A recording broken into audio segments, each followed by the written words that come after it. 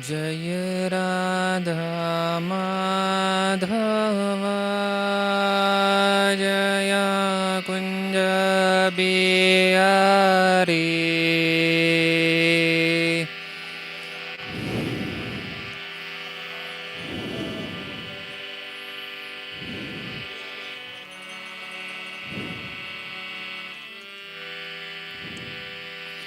Jaya Radha Madhava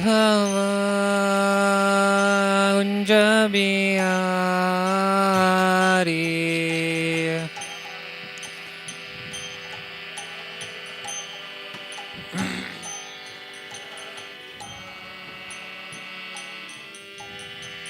Gopi Jana Vallabha Jaya Girivaradari Jaya Girivaradari.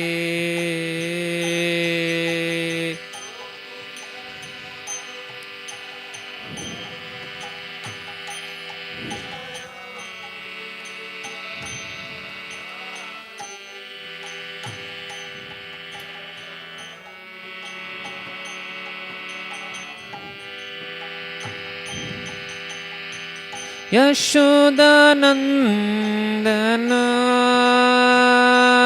Jayo Brajajanaranjana Jayo Brajajanaranjana.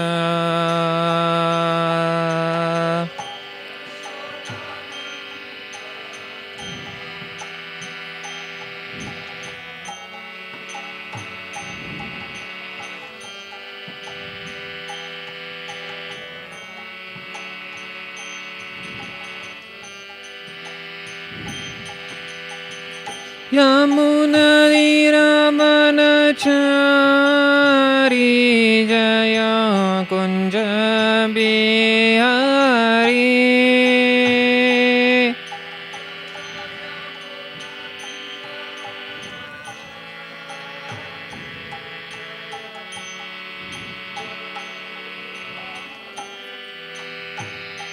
Jaya Yamuna Ramanachari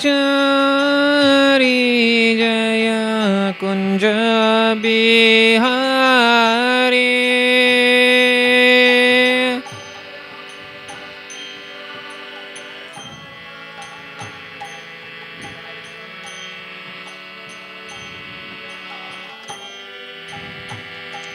Jaya Radha Madhava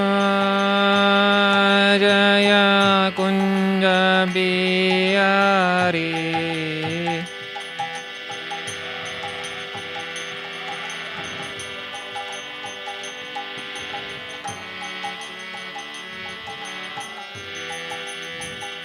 Jaya Radha Madhava Jaya Kunja Bihari.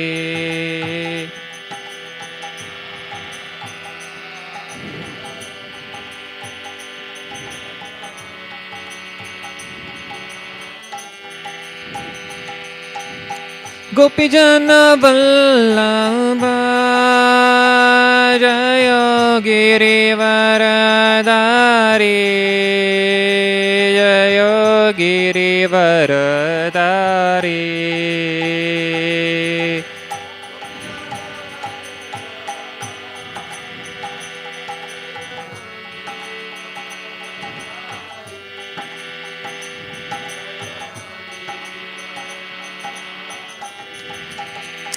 Jaya Yashodanandana Jaya Brajajanaranjana Jaya Brajajanaranjana.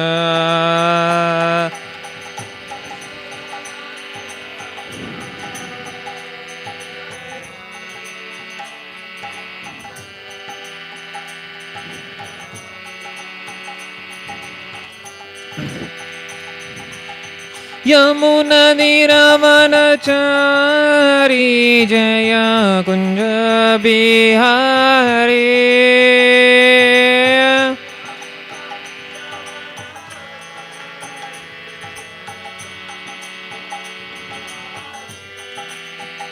Jaya Yamunadiravanachari Jaya Kunja Bihari.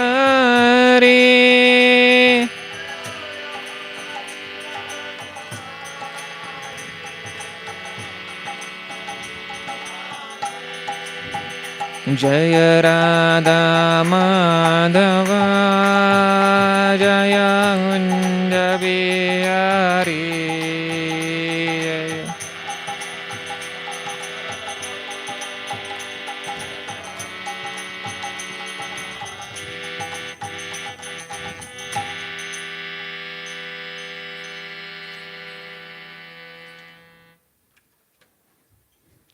Om Jnanatimirandasya Jnananjana-shalakaya Chakshurunmilitam Yena Tasmai Shri Gurave Namaha.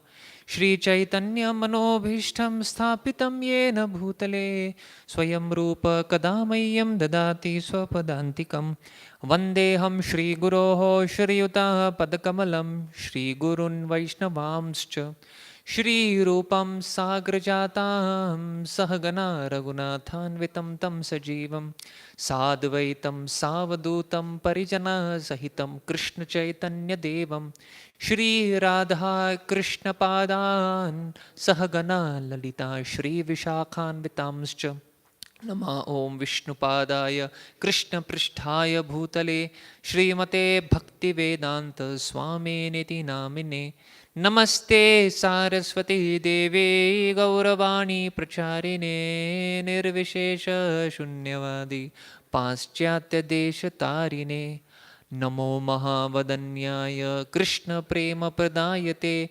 Krishnaya Krishna Chaitanya Namane Gauratushe Namaha. He Krishna Karuna Sindhu Dinabandhu Jagatpate Gopesha Gopika Kanta Radha Kanta Namastute Tapta Kanchana Gaurangi Radhe Vrindavaneshwari Vrishabhanu Sute Devi Pranamami Hari Priye Vancha Kalpa Tarubhyascha Kripa Sindhubhya Evacha Patitanam Pavanebhyo Vaishnavebhyo Namo Namaha. जय श्री कृष्ण चैतन्य प्रभु नित्यानंद श्री अद्वैता गदाधर श्रीवास आदि श्री गौर भक्त वृंद हरे कृष्णा कृष्णा कृष्णा हरे हरे हरे राम राम राम हरे हरे मुखं करोति वाचालं पंगुं लंघयते गिरिं यत्कृपा तमहं वन्दे श्रीगुरून् दीनतारिणम्. Hare Krishna. So today we will not take any verse, but today exclusively we will discuss about Srila Prabhupada. So before I make a small attempt to glorify Srila Prabhupada, kindly please bless me and pray for me so that I may do justice. I seek blessings of all the devotees so that may this glorification of Srila Prabhupada be pleasing to Sri Shintai Gaurachandra and be pleasing to all the devotees present here. So today we are celebrating the most auspicious day. Of course, for devotees, it is auspicious, definitely. In one sense, there is joy in the heart, and on the other hand, there is sorrow. Sorrow because especially during those days, when Srila Prabhupada left the planet, it created a stir of emotions within the heart of so many devotees. At the same time, it is also a cause for happiness in one sense. It is a celebration. It is called a festival. It is called an utsav because once again Srila Prabhupada is reunited. Of course, at every point of time in his life, Srila Prabhupada would say, there was never a time I ever felt the absence of the Lord in my life, right? But he was once again, reunited with the Lord in the spiritual realm, right? So in that sense, Srila Prabhupada's disappearance is a cause of unhappiness for those who were very close to him. At the same time, it is a festival of joy, right? So today we'll try to glorify Srila Prabhupada in whatever little manner we can, especially in this beautiful month of Kartik, where for 1 month we celebrate the Damodar Leela of how Krishna steals butter and yogurt, and Mother Yashoda ties Krishna with the ropes of her love, right? And we know this beautiful principle of how Krishna's mercy and our endeavor, or our endeavor and Krishna's mercy. So we will see today from how Srila Prabhupada, he endeavored so hard, and how Krishna reciprocated with undue mercy. So much of mercy Krishna reciprocated with. Today we'll try to discuss, Srila Prabhupada's life from 3 perspectives. Somehow, Haldeep told I'm very famous for making acronyms, and I could not help myself making another acronym. But it is not exactly an acronym, but we will be discussing about from Srila Prabhupada's life now how 3 T's: timing, teaching, and tuning, right? So we'll talk about 3 T's about Srila Prabhupada's timing. The timing we'll elaborate on this: timing, teaching, and tuning. We will talk about these 3 aspects, right? We will also see how Krishna so beautifully set the stage for Srila Prabhupada to enter America, and how Srila Prabhupada was ready to become an expert dancer.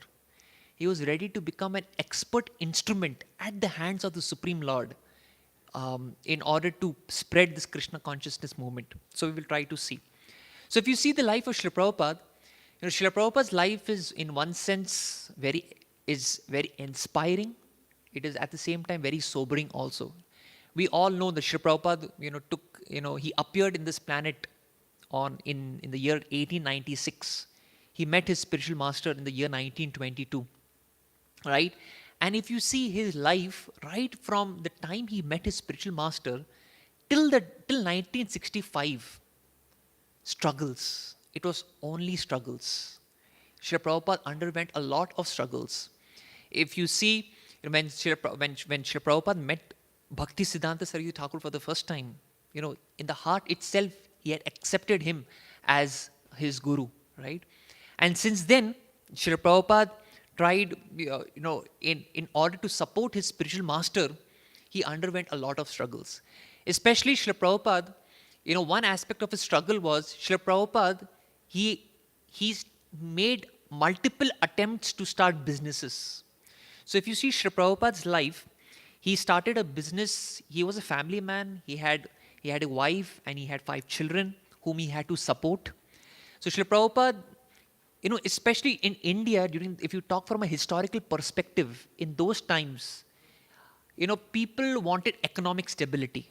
Actually, not even those times, even now, people want economic stability. People had that sense of stability where they would rather be at one place and continue, working. Like even in those days, people would work for an organization for 20, 30, 40 years in one organization. Unlike in today's day and age, where within every 2 or 3 years, people change companies, which does cause a lot of instability.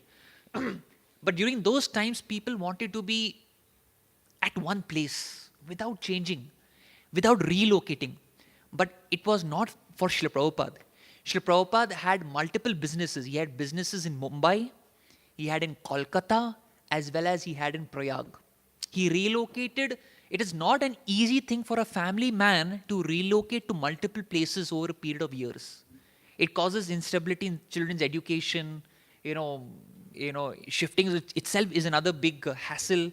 So it's not at all easy for a person, especially for a person who has a family. Brahmacharis are used to it. Okay, they just have one bag and then they go to the next place and that's it. But for a family man, it's not at all easy. But Srila Prabhupada did this for only one thing, because Srila Prabhupada wanted to support financially the mission of his spiritual master. So therefore, he was ready to have to try in multiple places and relocate himself multiple times. So that was not easy. And therefore, we see how Srila Prabhupada struggled. Even while he was a Grihastha, Srila Prabhupada made efforts in writing. Srila Prabhupada made tangible efforts in trying to write books. Even during those times, mostly people were Hindi speaking. And Srila Prabhupada's attempt, in order to please his spiritual master, he tried to write articles in English. But he did not gain a wider audience. Even while Srila Prabhupada was at the Vanaprastha stage of his life, was hit down by a cow. Due to the intense heat, he fainted, right? And even in Jhansi, he established the League of Devotees. So Srila Prabhupada underwent a lot of struggles. And even after he tried to establish the League of Devotees, the very people who supported him thought that, it could be used for another cause. So practically at every point of time in Srila Prabhupada's life, there was only struggle. To that extent, the magazine, he was a part of a particular Gaudiya Mutt where he was instructed, he was allowed to write. But unfortunately, Srila Prabhupada was not given that editorial freedom. He was not given an opportunity to expand the way he wanted to, right? In that way, Srila Prabhupada faced a lot of struggles. Even the time when Srila Prabhupada, in 1963, 64, 65, before he went to America, Srila Prabhupada, there comes an episode in Leelamrit where Srila Prabhupada meets a Maharashtrian gentleman called Mr. Davarkar. And he tells Mr. Davarkar he had owned a universal book depot in Dadar, in Mumbai. And Srila Prabhupada had given the rights to distribute his books all over Maharashtra. And after that, Srila Prabhupada went to America.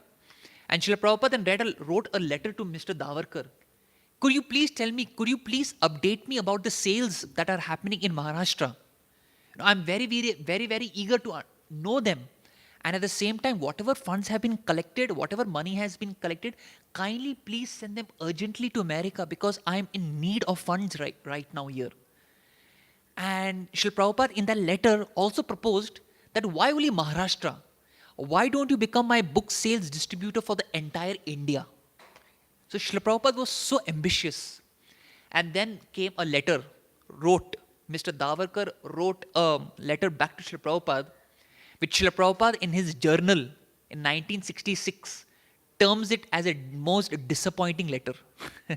He writes it in this journal in 1966, in his journal. There, Mr. Davarkar tells Srila Prabhupada, I'm very, very sorry to tell you that, there are no prospective candidates. There are no people who are interested in spirituality here. And what to talk about India, we request you to kindly nominate another book sales distributor for your books in Maharashtra also. So there itself, Prabhupada faced the biggest disappointment, where he had no one as his representative to distribute books. So therefore, it was such a disappointment. Srila Prabhupada also tried to give live classes in Delhi, to various people in various house programs. But Indians, they were pious, yes, very nice, good to do little bhakti, little your material activity. That was the notion of people at that point of time, right?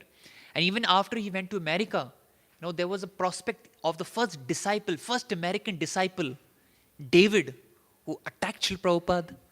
He was drug-induced, and practically he drove Srila Prabhupada from his home, from his place, from his quarters where he would stay.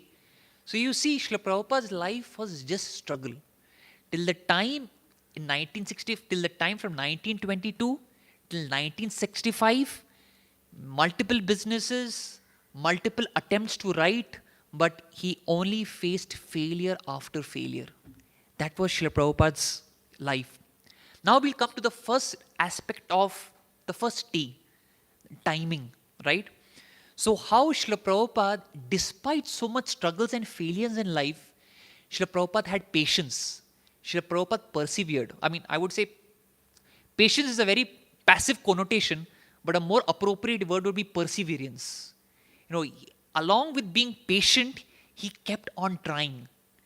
And he never lost hope. He had full trust on Krishna's timing. Whenever Krishna would show his mercy, Srila Prabhupada was ready to wait.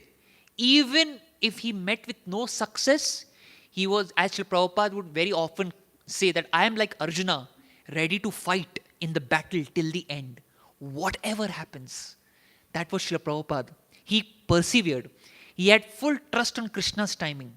And therefore we see Srila Prabhupada is a perfect demonstration of the verse 2.47. What is 2.47? Karmanya evadikaraste. Fully dependent upon, for Krishna for the fruits, whether it comes or it does not come.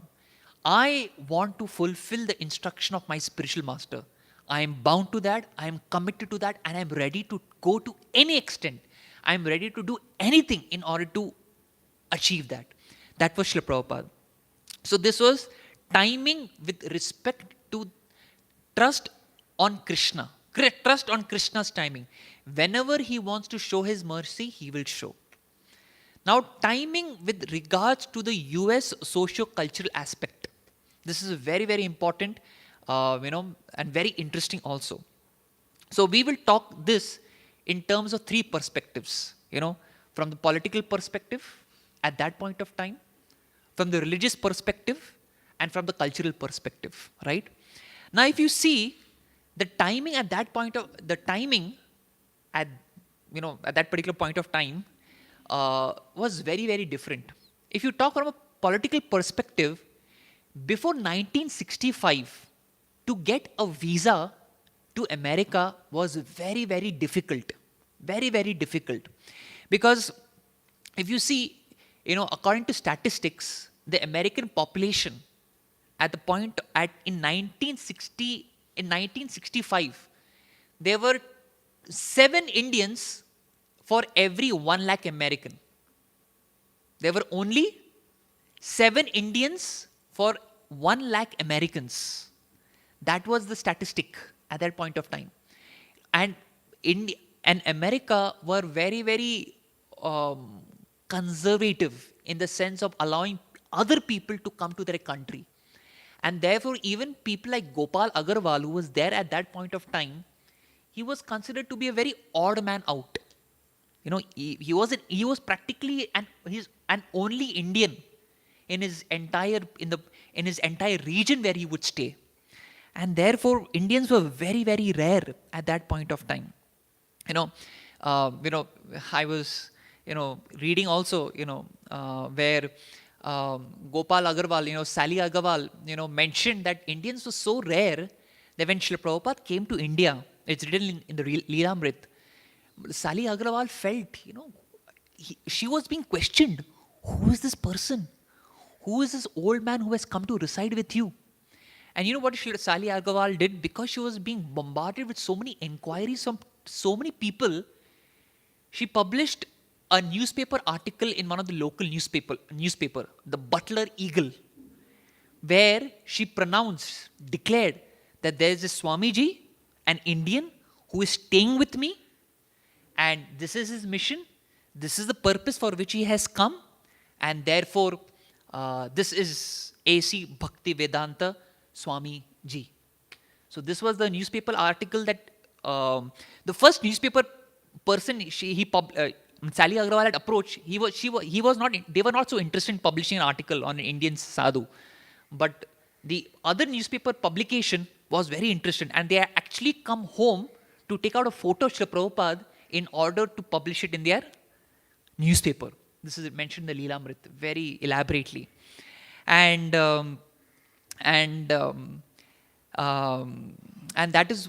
one professor, one particular person, happened to read this article and became very interested in this Swamiji and invited Srila Prabhupada to his university.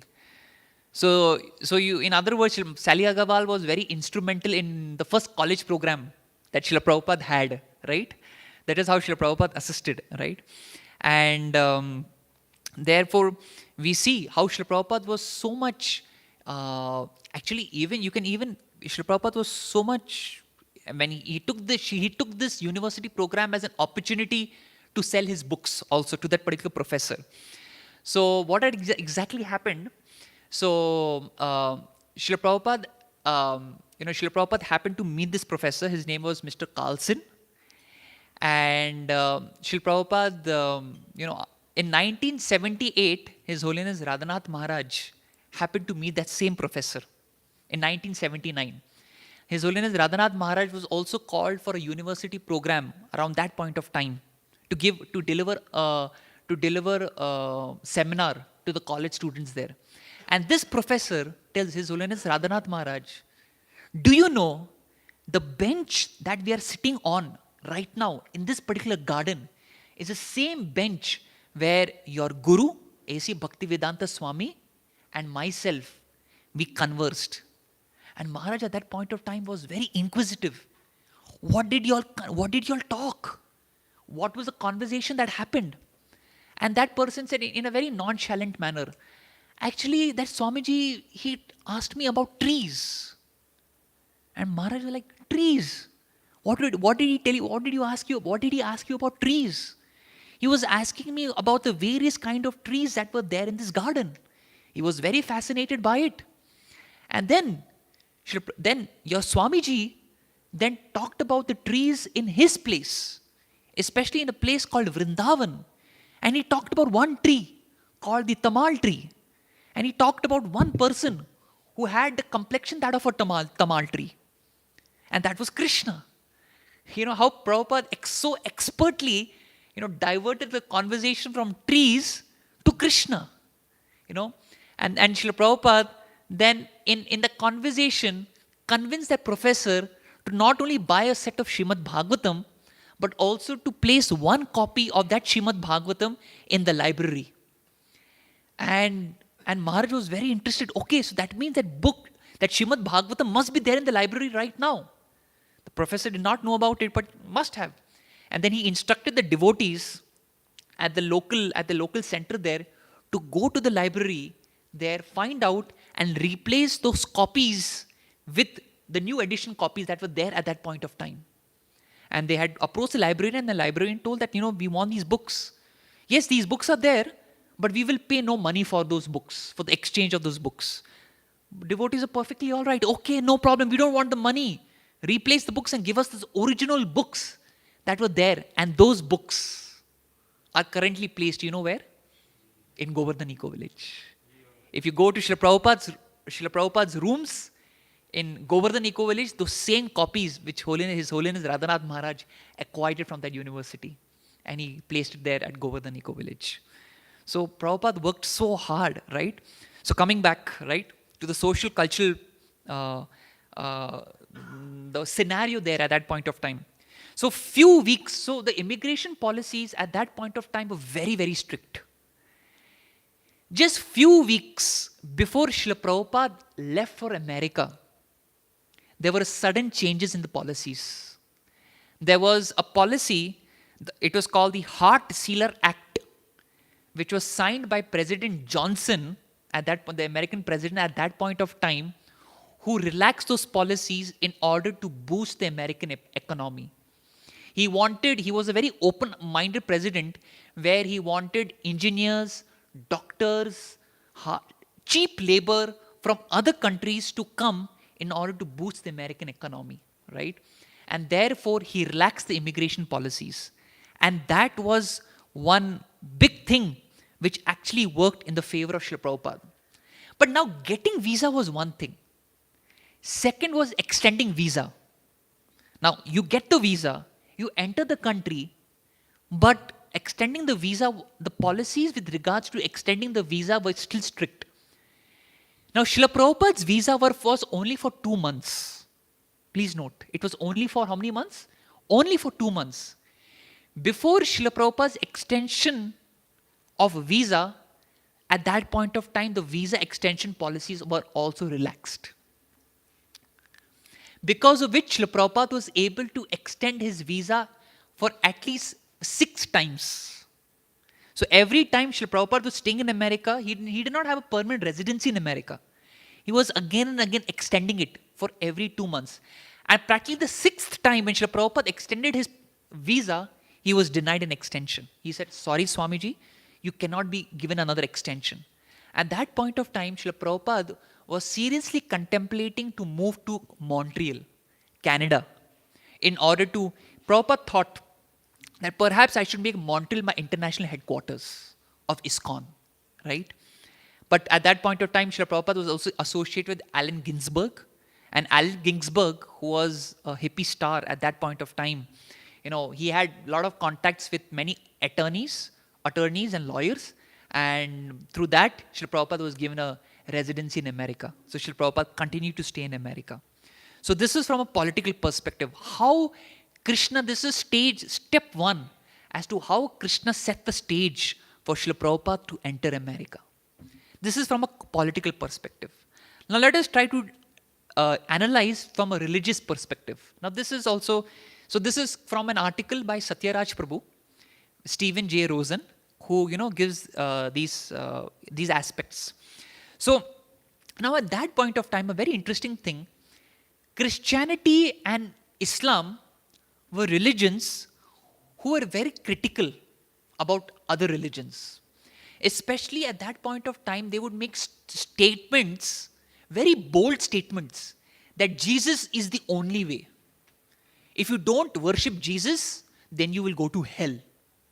If you don't accept Jesus as your savior, then you will eternally burn in the well of sulfuric acid. So these were the statements that were made at that point of time. They were very radical statements.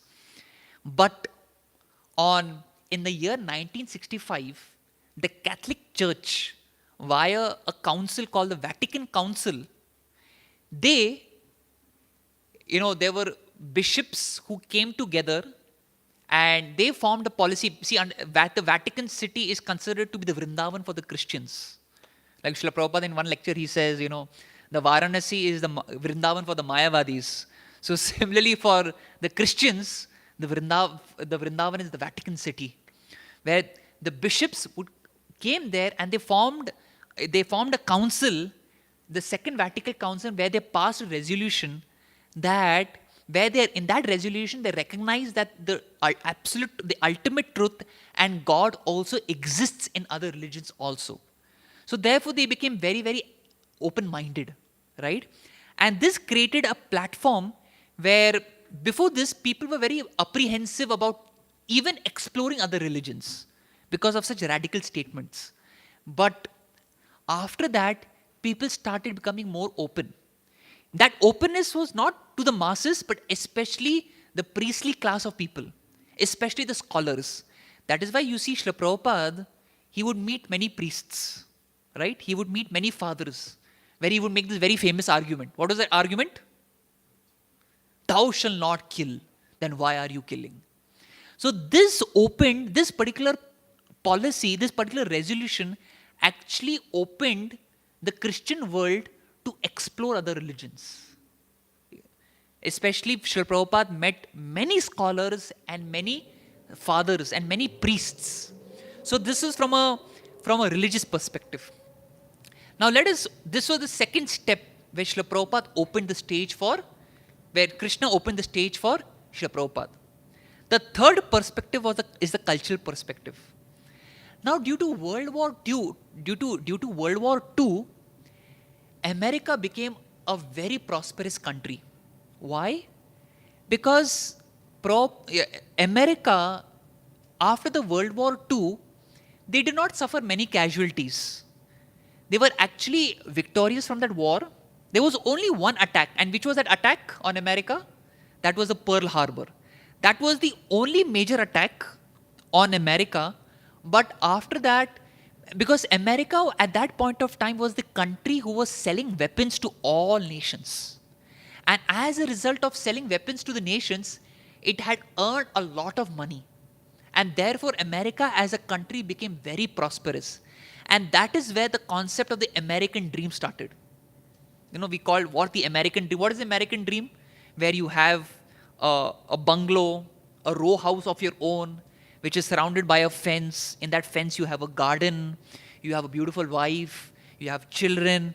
So this was what was considered the American dream. And practically everyone in America lived that dream, right? Srila Prabhupada also went with an American dream, not to make his life, but to make the life of others, right? That was Srila Prabhupada's American dream. But that was the concept of the American dream at that point of time. And as a result, America became very prosperous, especially after the aftermath of the war. The war ended in 1945, the Second World War, right? But then, what about the generations that were coming up? So the generations that were born with a silver spoon. They had everything laid on a silver platter, everything they had. But then there was a kind of dissatisfaction. Now the problem when you have everything right, when you have everything laid out for you on a golden platter, there is no struggle in life. And therefore at that point of time, the American youth faced a lot of dissatisfaction. They started questioning their very elders. They started questioning the mainstream media. They started questioning their parents. They started, when they were being drafted in the Vietnam War, they felt they were being used in order to just enhance the prosperity of America. So at every point of time, the American youth especially started questioning the mainstream society. And these were the demographics at that point of time. And that is from where, the hippie movement started. So if you see from all these perspectives, the stage was set for Srila Prabhupada to enter America. Now one may question at this point of time, if everything was set, that means it was a ready-made platform from Srila Prabhupada. Does it discredit Srila Prabhupada from any way? Does it take credit from Prabhupada that, okay, Krishna set everything from a political perspective, things were very favorable. From a religious perspective, things were very favorable. From a cultural perspective, things were very favorable. Does it take any credit away from Prabhupada? No. Why? Because yes, now the stage is set. But even now you may have a very wonderful stage to dance, but ultimately it depends upon how the performer performs. If the performer does not perform well, however good the stage may be, however hard or slippery the surface may be to do a moonwalk, if a person cannot do a moonwalk, there is no point, right? Or even in cricket, there's a terminology called the batting paradise, or this pitch is just favorable for batting. But if the batsman is out of form, however good the cricketing pitch may be, it's of no use, right? In a very similar manner, definitely, Srila Prabhupada, Krishna set the stage for Srila Prabhupada. But Srila Prabhupada was ready to become an expert dancer. He was ready to dance according to the will of Krishna. And this is what was the prayer of Srila Prabhupada in his Jaladuta diary. In the Markina Dharma prayers, Markina Bhagavad prayers, Nachao, Nachao, Prabhu, Nachao se mate. Kashtera Putali, Nachao, Nachao se mate. This was Srila Prabhupada's prayer. Use me an instrument by the virtue of which I can just dance the way you want me to dance. So you see, this was the stage that was set. So this was with respect to timing, right? Timing, two perspective, full trust on Krishna's timing, and timing with regards to the US socio-cultural aspect. This was the first. This was the timing. The second T is teaching, right? Now if you see, the approach, I was reading, I had read this book, Bhaktivedanta Vaibhav. So Bhakti Vikas Maharaj brings out a very interesting comparison between Srila Prabhupada and Bhakti Siddhanta Saraswati Thakur. When Bhakti Siddhanta Saraswati Thakur preached in the West, in Europe, Bhakti Siddhanta Saraswati Thakur's approach to preaching was he used Chaitanya Mahaprabhu. He used Chaitanya Mahaprabhu as to propagate Western preaching. Like his major book for his outreach was Sri Krishna Chaitanya. which was a book written by one of his disciples called, what is the name? It was Sahil, Nishant Sahil. I'm forgetting the name. Huh? Nishikant Sahil. Yes, it was a book written by Nishikant Sahil and co-authored by Bhaktisiddhanta Saraswati Thakur. So this was the book which was used by Bhaktisiddhanta Saraswati Srila Prabhupada in order to cater to the Western audience, especially the Europeans. But Srila Prabhupada, on the other hand, did not use Chaitanya Mahaprabhu. He did introduce Chaitanya Mahaprabhu, but very much later. Srila Prabhupada's main book was the Bhagavad Gita. If you see Srila Prabhupada's early lectures were all from Bhagavad Gita only, right? Right from, the introduction to Bhagavad Gita, it were all from Bhagavad Gita.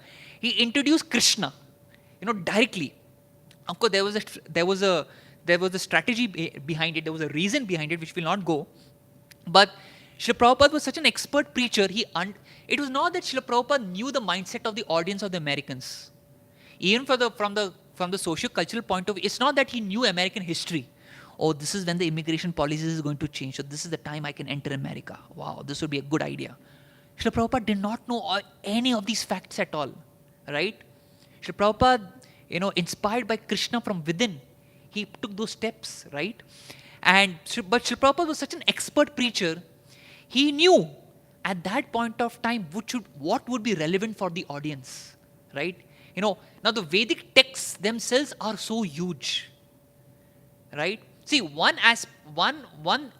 thing is the message, the pure, pristine message that needs to be conveyed. That is one thing. Second thing is also the interest of the audience. Now, an expert preacher is one.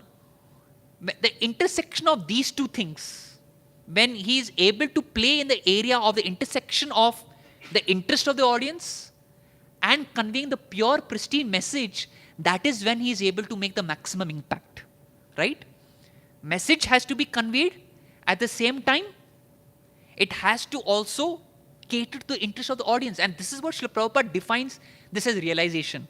In the first canto of the Srimad Bhagavatam, Srila Prabhupada makes a very beautiful statement. Srila Prabhupada says, realization means conveying the pure, pristine message of the scriptures in a way and manner which is interesting and appealing to the audience. This is what Srila Prabhupada gives as a definition of realization in the purpose of Srimad Bhagavatam, right?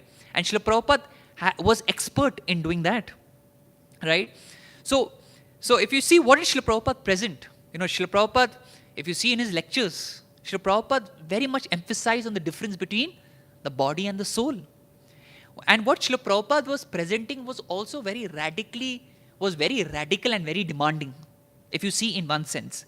Because especially when I remember when I read Srila Prabhupada Leelamrit for the first time in my 4th year of my engineering, the very first thought came, this person, an old man, worked so hard to get a visa to America, but he preaches something so demanding which could possibly alienate his audience, especially with regards to the 4 regular principles. No meat eating, no gambling, no intoxication, no illicit sex. And that was the way of life for the Americans. Their only one regulative principle was to break all 4 regulative principles. That were the Americans. That's how would they live life. One person approached Prabhupada and asked him, if you just compromise on this one principle of illicit sex, you will get many followers. But Prabhupada said, I have not come here to please the Americans. So if you see, Prabhupada actually was speaking a philosophy which probably would alienate his audience. He worked so hard, but he speaks something which could alienate his audience. So that was the first thought that actually came in when I remember reading Leelamrit for the first time. It was really very shocking for me. But, so therefore we see, yes, so Krishna set the stage for Prabhupada, which made people receptive, definitely, but not necessarily submissive. You understood the difference between the two words? Receptive means people are eager to hear, but people were not submissive at that point, not necessarily submissive, where people were ready to commit themselves to a spiritual cause, to a person, dedicate themselves. No, they were not ready for, may or may not have been ready. Even at that point of time, even the churches, they also never made such demand from their followers. They would say, yes, we agree that sex should not be performed outside marriage. When it came to intoxication, they would say, drink, but don't drink to such an extent that you become drunk. That was the that is how the churches, propagated. Right? You drink, but don't become so drunk. Don't drink too much that you become drunk. Pee sakte ho, but piyakad mat bano. Like that it was, right? So that was, but Srila Prabhupada, he presented the four-legged principles. But what made Srila Prabhupada very successful was, Srila Prabhupada gave a culture, he actually kindled the spirit of adventure in Americans. Srila Prabhupada gave kirtans. He gave such authentic kirtan. See, in India, traditionally, what is kirtan? Kirtan is more like a ceremony where people come together. They will, there's one person singing and they will clap. They will sit and they will clap. It is more of a ceremony. But when Srila Prabhupada presented kirtan as a concept, in ISKCON, kirtan is more like a party where people come, dance, chant, and do so many things, right? So when Srila Prabhupada presented, and therefore we read in Radha Damodar Vilas, when Vishnujan Maharaj would dance, when he would sing with instruments, dance around, and people would get attracted to them. And that is how Srila Prabhupada infused the Americans with such spirit. He actually used their passion in the service of Krishna. And that is how that spirit of adventure, which was very naturally inlaid within Americans, he used that in order to do something big. In the 1968, this very famous incident comes with Srila Prabhupada. When Srila Prabhupada returned from India, after recovering from his sickness, he came in his room and Srila Prabhupada had a globe. And Srila Prabhupada turned the globe. And Srila Prabhupada said, so this country, you take it up. This country, you take it up. And then Jadurani Mataji asks, what about the girls? We are only girls. What is this boy and girl? You are soul. You are not the body. So like this, Srila Prabhupada kindled a spirit of adventure way beyond their imagination. And therefore, Srila Prabhupada used this, and Americans felt that yes, we are doing. So Prabhupada used the spirit of adventure to create that spirit of sacrifice within them. And the Americans felt that yes, we are doing something big.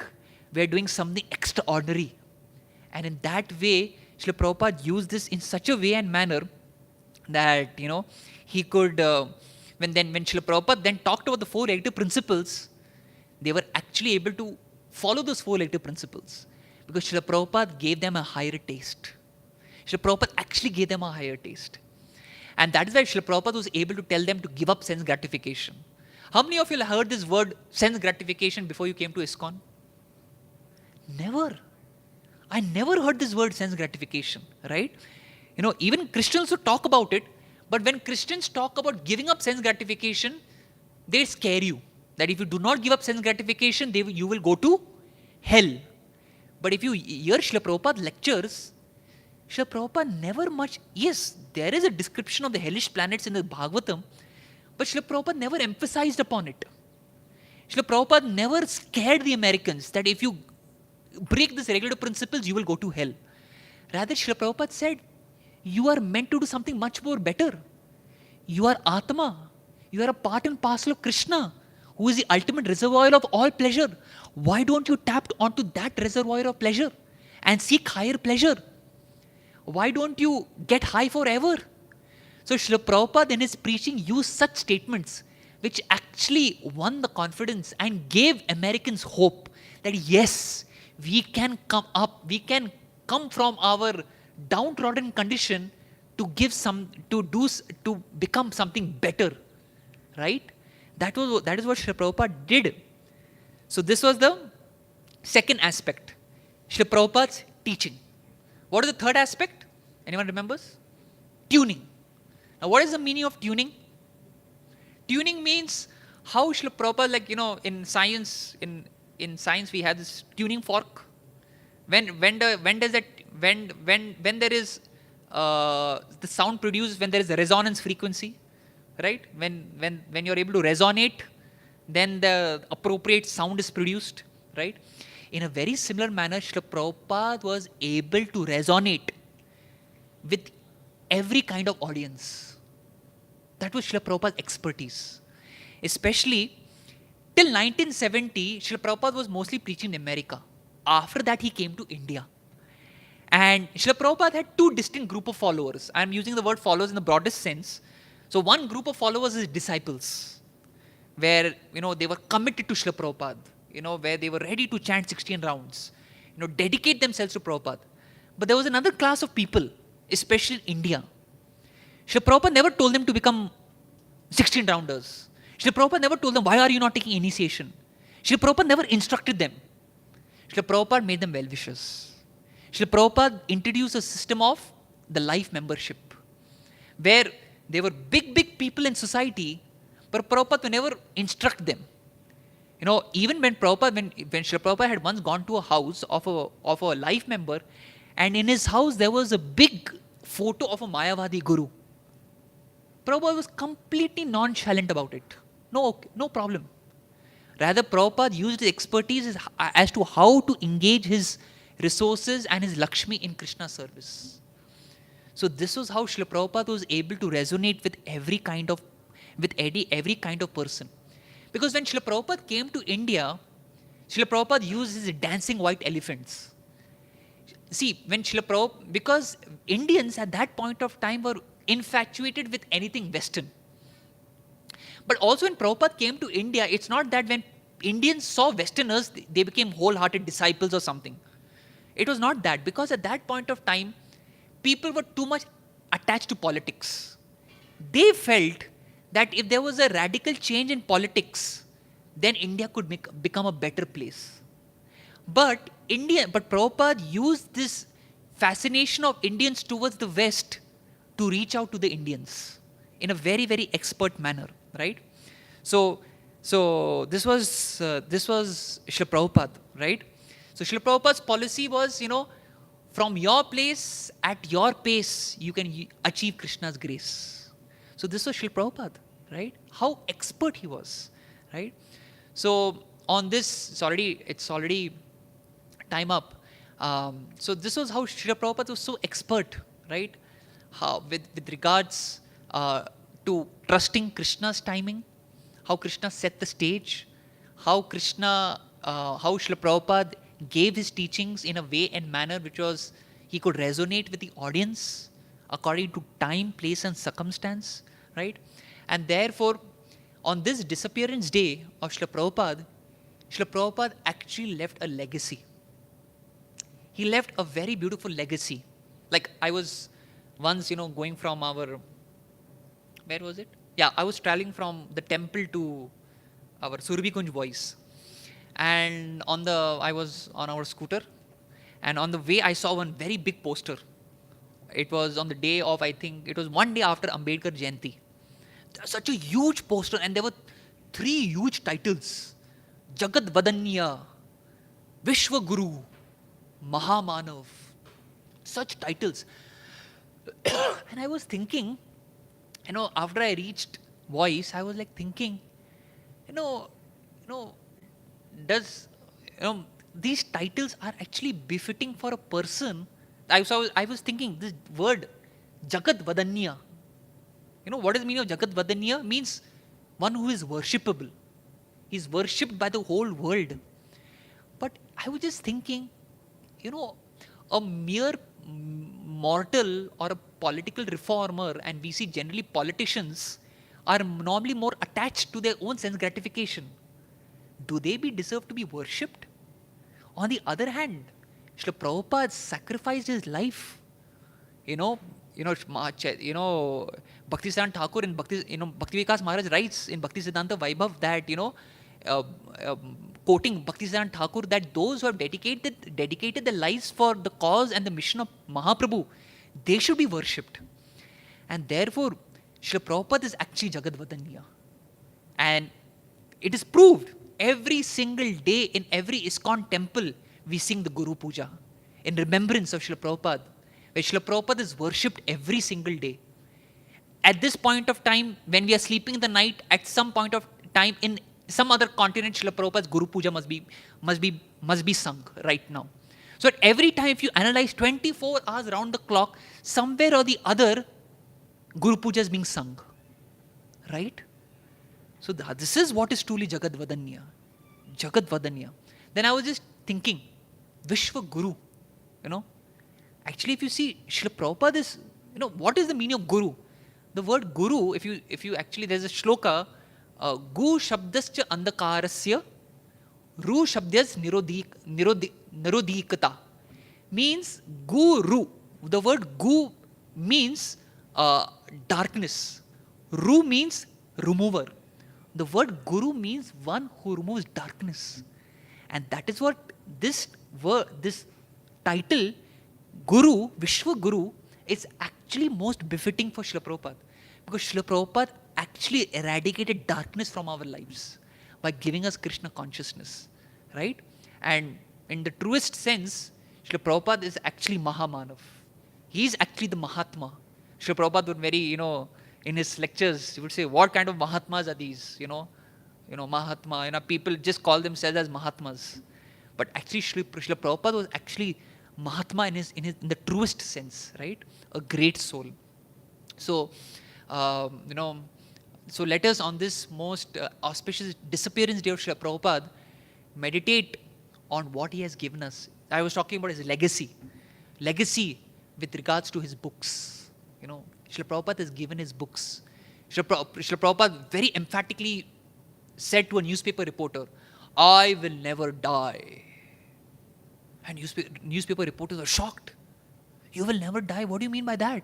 Yes, I will live forever in my books.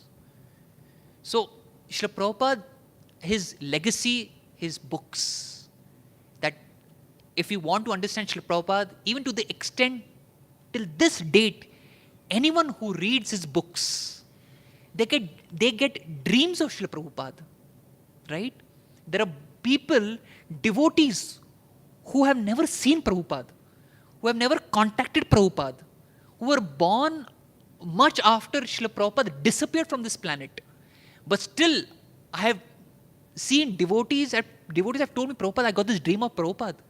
How is it possible for a person who has disappeared long ago, for a person to come in your dream and to sometimes give you instructions, to sometimes inspire you in your Krishna conscious practice, right? So Srila Prabhupada is very much still present in his Vani, in his instructions, and through his followers, through his disciples, who are the living testimonies of Srila Prabhupada's mercy. So on this most auspicious day of his disappearance, let us intensely pray to Srila Prabhupada, to become, sincere followers, and more than followers, become sincere, grand disciples of Srila Prabhupada, wherein, we can dedicate. Let this day become an opportunity where we can rededicate, recommit ourselves to our vows that we gave during the time of initiation.